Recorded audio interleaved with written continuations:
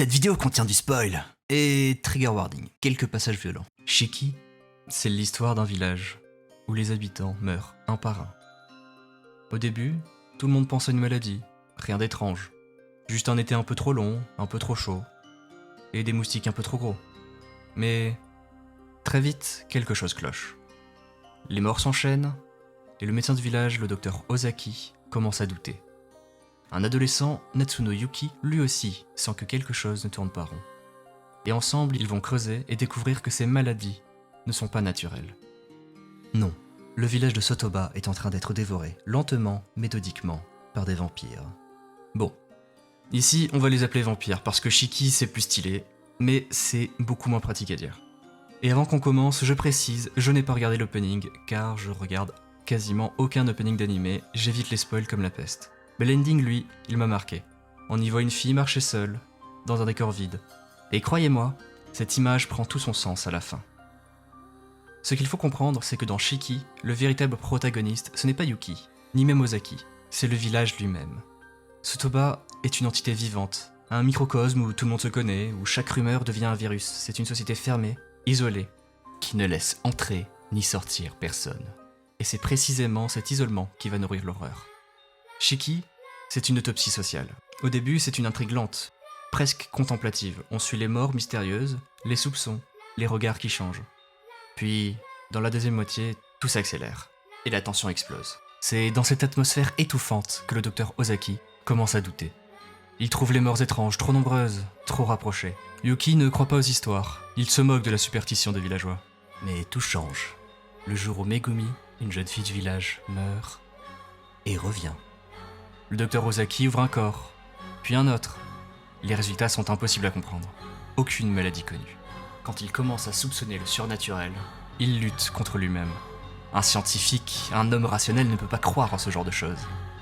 Et pourtant, ce moment où Ozaki comprend, c'est la bascule. Le moment où la raison s'effondre. Et dans cette chute, l'homme se révèle.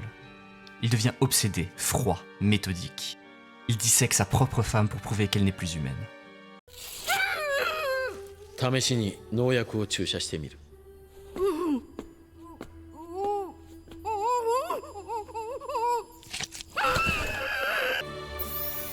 最初に蘇生したのは脳だった。脳を破壊すればこれでダメならもう。 Ce geste, atroce, résume toute la tragédie de Shiki. Jusqu'où faut-il aller pour protéger les vivants? Et à partir de quand cesse-t-on d'être humain? Dans Shiki, tout repose sur une opposition. La lumière et l'obscurité. Mais rien n'est aussi simple. Les scènes de jour, baignées dans la lumière dorée, cachent l'attention. Les nuits, quant à elles, des miroirs déformés de la réalité. Les vampires ne sont pas seulement des monstres. Ils pleurent, doutent, regrettent. Certains supplient leurs anciennes familles de les accepter. D'autres refusent de tuer, même au prix de leur propre mort. Pendant ce temps, les humains s'organisent pour les exterminer. C'est là que Shiki devient fascinant. La lumière n'appartient pas aux vivants, et l'obscurité n'appartient pas aux morts. Chaque camp agit selon sa peur, selon sa foi et selon sa douleur. Ce monde n'a plus de héros, seulement des gens qui survivent. Ce qui rend Shiki si fort, c'est sa galerie de personnages. Aucun n'est accessoire. Tomio, ce père ordinaire, tue son fils transformé en Shiki. La scène est d'une brutalité glaçante. Il le fait pour sauver les autres, certes, mais dans son regard, il n'y a plus rien d'humain. Nao, cette mère de famille transformée en vampire, tue les siens sans qu'aucun ne revienne. Ozaki, lui, sacrifie la morale au nom du bien. Et Yuki, celui qui doutait de tout, devient le plus froid des survivants. Ces chutes successives font de Shiki une tragédie moderne. À mesure que la peur grandit, la frontière entre victime et bourreau s'efface. On ne sait plus qui mérite de vivre, ni même ce que vivre veut dire. La peur dans Shiki, c'est une épidémie. Elle se transmet par le regard, par le silence, par la méfiance. Chaque maison devient une forteresse. Chaque voisin, une menace. Les humains brûlent les maisons où vivent les Shiki. Ils tuent de jour, méthodiquement, en souriant presque. Mais le plus effrayant, ce n'est pas la violence, c'est la conviction. Tous croient faire le bien.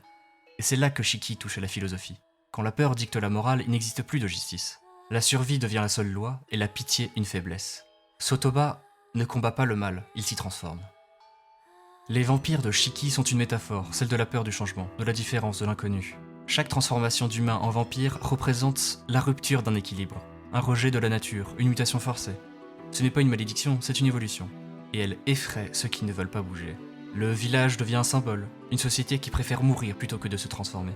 Dans Shiki, la mort n'est pas la fin, c'est la conséquence d'un refus de vivre autrement. Ce qui rend Shiki encore plus cruel, c'est le hasard. Dans une même famille, certains meurent, d'autres reviennent, d'autres restent intacts. Aucun choix, aucune logique. Megumi, par exemple, n'a jamais voulu devenir un monstre. Elle rêvait juste de partir du village, de voir la ville, de vivre. Mais le destin en a décidé autrement. Et quand elle revient, elle est condamnée à être trahie. C'est peut-être la plus grande tragédie de Shiki. La mort n'est pas le châtiment, c'est la vie qui devient la punition. Et cette scène entre Tsunako et Moroi illustre très bien le hasard et la fatalité de la mort. とても若い二人が死ぬことはひどいことだと思わないか。死は誰にとってもひどいことなのよ。若くても老いていても善人も悪人も同じ。死は平等なの。特別にひどい死はない。だからこそ死は恐ろしい。日頃の行いとか年齢とか個性とかお金持ちとか美人であるとか、そんなものは生きている間しか意味を持たない。À la fin, tout se réduit à la douleur. Celle des vivants, celle des morts. Les Shiki pleurent leur faim. Les humains pleurent leurs crimes. Le sang n'a plus de camp. Et dans ce chaos, certains essaient encore de parler, de comprendre. Le prêtre Moroi, par exemple, discute longuement avec Tsunako. Elle a vécu si longtemps qu'elle ne comprend plus ce qu'être vivante veut dire. Lui, humain, ne supporte plus sa propre foi. Leurs dialogues sont magnifiques, douloureux et pleins de silence. Deux âmes fatiguées qui cherchent un sens à la mort. Shiki, c'est aussi ça. Un cri d'amour étouffé sous la peur, une prière sans Dieu, une humanité qui s'obstine à exister, même dans la cendre. Si Shiki fonctionne aussi bien, c'est en grande partie grâce à sa musique. Yasuharu Takanashi. Le compositeur a ce don rare, celui de faire parler le silence. On reconnaît son style, les chœurs lointains, les cordes tendues, les percussions rituelles. Dans Fairy Tail ou Naruto, sa musique accompagnait les héros. Dans Shiki, elle accompagne la mort. La musique ne souligne pas l'action, elle lui donne une âme, que la peur devient beauté, que la mort devient poésie. Shiki n'est pas un animé sur les vampires. C'est une histoire sur la peur, sur la solitude et sur la morale. Les vampires tuent pour survivre, les humains tuent pour se défendre. Et dans cette boucle de mort, il n'y a ni coupable, ni innocent, seulement des êtres perdus. Shiki nous montre que le véritable monstre n'a pas de crocs ni de griffes. Il a un cœur, il bat, il doute, et parfois il pleure.